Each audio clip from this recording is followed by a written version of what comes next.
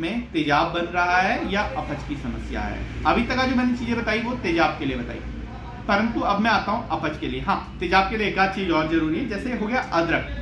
आप कुल मिलाकर ये समझ लीजिए वो सारी चीजें जो थोड़ी सी गर्म प्रवृत्ति की होती है, जो गर्म तासीर की होती है, उन्हें अगर आप ना लें तो आपके लिए बेटर रहेगा। अब दूसरी वाली चीज पे आते हैं हम लोग कि तेजाब के बाद में अपच वाली अवस्था में।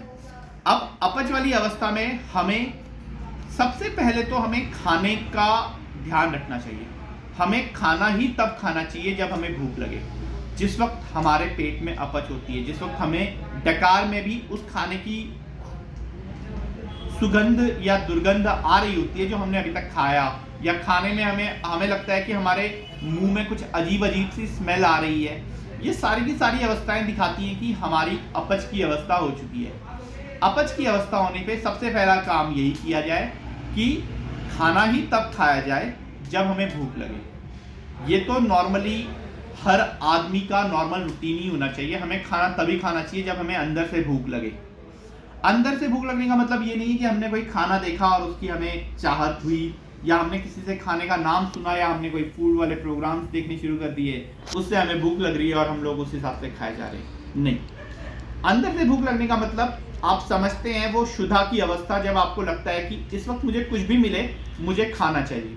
वो वाला जो खाना है, जब हमें उस लेवल की भूख लगे तभी हमें खाना चाहिए। नॉर्मली हमने इंडिया में देखा है कि एक रूटीन है, वो रूटीन ये है कि उनको लगता है कि दिन में 3 बार खाना खाना बहुत जरूरी है। फॉर एग्जाम्पल, कई बच्चे मैंने देखे हैं जो कि बाहर से बर्गर, चाट, पिज्ज़ा या ऐसा कुछ खा के आएंगे, जिसके बाद में उनका पेट भरा हुआ होता है, परंतु माता पिता कहते हैं कि नहीं, इसको तो खाना तो तेरे को खाना ही पड़ेगा, खाना नहीं खाएगा तो कमजोर हो जाएगा। ऐसा कुछ नहीं है। खाना आपके लिए तभी यूजफुल है जब वो आपके पेट में पच रहा है। जब तक खाना पचे ना तो वो खाना नहीं है, वो कूड़ा करकट है जो आप अपने पेट में इकट्ठा कर रहे हैं। कई लोग हम में से मोटे होते हैं। जो लोग भी मोटे होते हैं उनके अंदर का जो फैट है वो उनको कभी भी ऊर्जा नहीं दे रहा होता। आपने देखा होगा मोटे लोग अक्सर ऊर्जा उनकी जो होती है वो पतले लोग के मुकाबले कम रहती है। मोटे होने का कोई भी कारण हो सकता है, परंतु सबसे बड़ा कारण यही होता है कि हमने वो वाला खाना हमारे पेट में पड़ा हुआ है जो कि पच नहीं रहा। तो सबसे पहला डिसीजन हमें ये ले लेना चाहिए कि हमें तब तक खाना नहीं खाना है जब तक भूख ना लगे। और ऐसे लोग जिन्हें बहुत लंबे समय तक भूख ना लगे उन्हें क्या करना चाहिए? देखिए, जीरे का पानी, उसमें नींबू और सेंधा नमक मिलाया हुआ, या अदरक का पानी, उसमें नींबू और सेंधा नमक मिलाया हुआ। अब जो मैं पानी वर्ड यूज कर रहा हूँ, इसका कहने का मतलब है कि आप इसको उबाल कर चाय जैसा उबाल लें, और उसके बाद में जो उसके स्मेल उस पानी के अंदर आ जाती है, इस टाइप के पानी को, इस टाइप की चाय को आपने यूज करना है। मैंने पहले ही आपको ऐसा प्याज के मसले में भी बताया था कि प्याज की अगर आप चाय पियेंगे तो वो आपके लिए बहुत अच्छा रहेगा। किस मसले में बताया था? दर्द के मसले पे।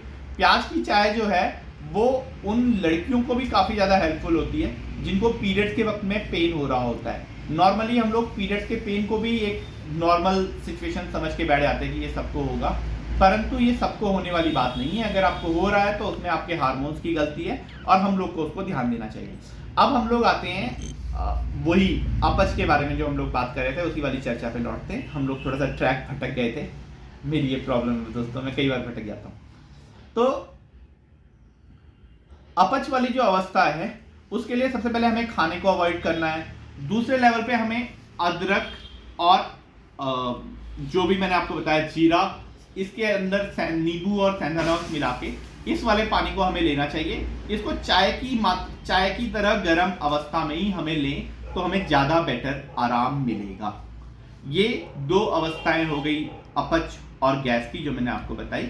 इसके आगे की बात हम लोग अगले वीडियो में कंटिन्यू करेंगे। धन्यवाद।